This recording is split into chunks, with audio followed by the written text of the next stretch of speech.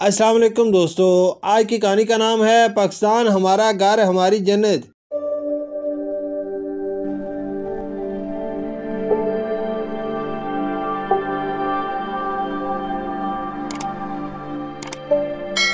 अगर ये कहा जाए कि पाकिस्तान इस कुरे अर्ज पर अल्लाह ताला की अता करदा एक अजीम नेमत है तो बेजाना होगा। पाकिस्तान हमारा प्यारा और इसकी सरजमीन दिलो जान से प्यारी है, तो इसके साथ ये हकीकत भी मानना पड़ेगी कि अगरचे इस मुल्क को बहुत कुर्बानियाँ देकर हासिल किया गया, इसकी ऐसे तरीके से आबियारी करने में कायद-ए-आज़म इल्हाम इकबाल, लियाकत अली खान, मौलाना मोहम्मद अली जौहर, मौलाना शौकत अली जौहर, मौलाना जफर अली खान और इसी तरह के चंद और अजीम रहनुमाओं ने पाकिस्तान को पाकिस्तानियों का घर और इसकी जन्नत बना दिया तो दुरुस्त बात होगी। पाकिस्तान हमारा मुल्क और हमारी जन्नत है और इसे हासिल करने और संवारने बड़े बड़े मुहिब वतन लोगों का हाथ है और पाकिस्तान को दुनिया के उफक पर चमकाने में अल्लाह ताला का खास करम है। पाकिस्तान 14 अगस्त 1947 को मर्ज वजूद में आया और आज बहुत से साल गुजर जाने के बावजूद पाकिस्तान को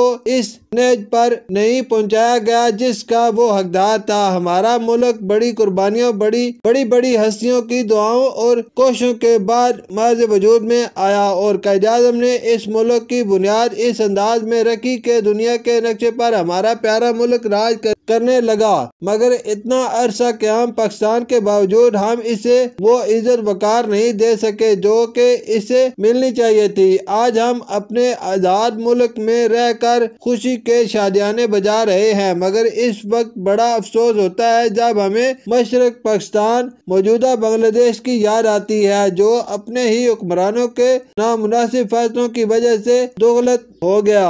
पाकिस्तान हमारी जन्नत है, इसे तरक्की याफ्ता ममालिक की फहरिस्त में शामिल करना मौजूदा हुक्मरानों की कोशिशें और जदोजहद के बायस ही मुमकिन है ताकि कोई दुश्मन इसे मैली नजरों से ना देखे और जितना सुकून पाकिस्तान में रहकर हासिल किया जा सकता है वो गैर मुल्कों में कम ही नसीब होता है। पाकिस्तान एक शानदार, निडर और जुरीफ मुल्क है और इसके बासी गयूर कौम में शुमार होते हैं। आइए प्यारे पाकिस्तान के लिए एक हो जाए। आज जितने इत्तेफाक की जरूरत है पहले कभी न थी। उम्मीद है कि अगर हम आज भी एक हो जाएं तो दुनिया की कोई ताकत हमें जेर नहीं कर सकती। इंशाअल्लाह। शुक्रिया।